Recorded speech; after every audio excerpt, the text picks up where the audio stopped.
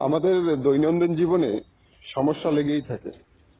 আমরা নতুন কোনো পদক্ষেপ নিলেই সেখানে আসলে সহজেই সমাধান পাওয়া যায় না, সমস্যা থেকেই থাকে।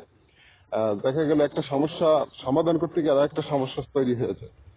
তো এমন গল্প যদি আসলে বা এমন কোনো কাহিনী কারো কাছে উপস্থাপন করা হয়, বেশিরভাগ মানুষ মানুষকে আহ নিরুৎসাহী করে।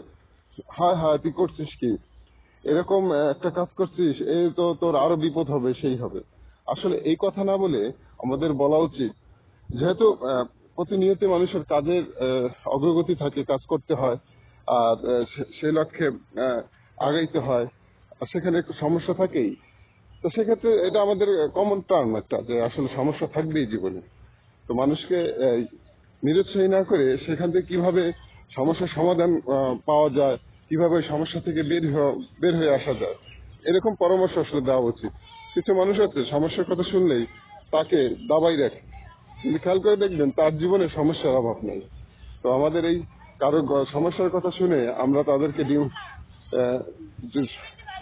কারো সমস্যার কথা শুনে আমরা আসলে তাকে নিরুৎসাহী না করে সেখান থেকে কিভাবে বের হয়ে আসা যায়, কিভাবে সমাধান পাওয়া যায়, এরকম পরামর্শ দেওয়া উচিত।